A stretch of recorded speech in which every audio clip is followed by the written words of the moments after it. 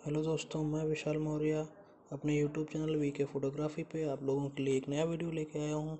तो आइए चलते हैं वीडियो की तरफ। धन्यवाद। हाँ तो दोस्तों, आप सभी को मैं इस वीडियो में टाइल्स और मार्बल के बिजनेस के बारे में बताने जा रहा हूँ। तो आइए आपको जानकारी देता हूँ।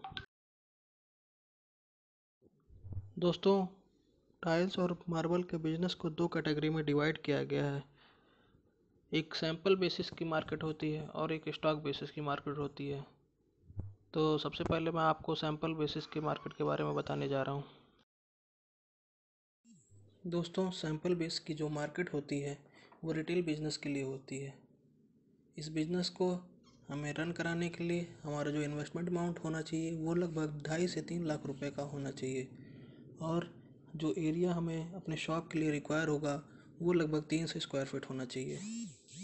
और जो लोकेशन हमारे शॉप की होनी चाहिए वो एक पब्लिक प्लेस का होना चाहिए, ताकि वहाँ से ज़्यादा से ज़्यादा लोग जब पास करेंगे तो उनके नज़र में आएगा और उनको जब कभी भी ज़रूरत होगी तो उनके मेमोरी में ये आएगा कि हाँ, यहाँ पे एक शॉप है और वहाँ पे हम पहुँच के प्रोडक्ट को ले सकते हैं। इसलिए लोकेशन बहुत ही ज़्यादा मायने रखता है।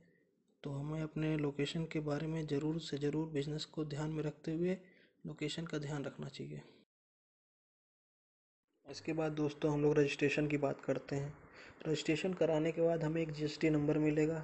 जीएसटी नंबर मिलने के बाद अपने बिज़नेस को स्टार्ट कर सकते हैं। और दोस्तों, हम अपने बिज़नेस को शो करने के लिए एक डिस्प्ले बनवाएंगे, जिससे हमारा दुकान का पहचान होगा, जिससे लोग जानेंगे हमें।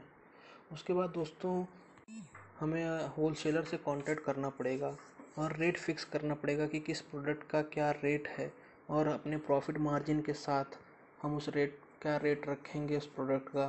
और दोस्तों, हमें बहुत ज़्यादा प्रॉफिट इसमें नहीं लेना है, तक क्योंकि हमारा एक छोटी स्मॉल स्केल पे बिजनेस होगा और हम होल सेलर से प्रोडक्ट लेंगे, तो हमारा प्रॉफिट मार्जिन जो होगा 8 से 10% ही होगा। इससे ज़्यादा लेने पे आपको और कस्टमर को हो सकता है कि सुविधा हो और वो कस्टमर आपके पास कम आए। और इसके बाद दोस्तों, हमें ये भी ध्यान रखना है कि हम किसी भी प्रोडक्ट का जो क्वांटिटी होगा बहुत ज़्यादा मात्रा में नहीं लेंगे। हम बस सैंपल मात्र के लिए ही किसी प्रोडक्ट को यूज़ अपने पास रखेंगे और अपने शॉप पे उसको डिस्प्ले कराएंगे।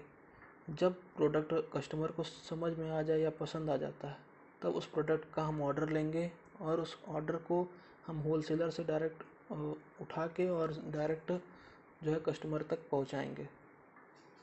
तो इसमें आपका इसीलिए ज़्यादा स्पेस की ज़रूरत नहीं है शॉप पे कि आप ज़्यादा स्टॉक रखो। और दोस्तों, इस बिज़नेस में बहुत ज़्यादा रिस्क नहीं है। रिस्क बहुत नाम मात्र का है, क्योंकि आपका इन्वेस्टमेंट भी बहुत कम होता है। और जैसा कि आप जितना अमाउंट लगाएं उसके हिसाब से, इन्वेस्टमेंट के हिसाब से आपके प्रॉफिट भी बहुत अच्छा खासा होता है। तो ये इसमें ज़्यादा रिस्क नहीं है। दोस्तों, मेरा अपना पर्सनल मानना है कि अगर आप नए हैं इस बिज़नेस में तो आप यही बिज़नेस स्टार्ट करें, क्योंकि इसमें ज़्यादा रिस्क नहीं होता है और प्रॉफिट भी अच्छी होती है। एक बार जब आप इस बिज़नेस को समझ जाएंगे, सारे प्रोडक्ट के बारे में जानकारी हो जाएगी, तो फिर आप अपना फिर से स्टॉक बेसिस पे वर्क स्टार्ट कर सकते हैं।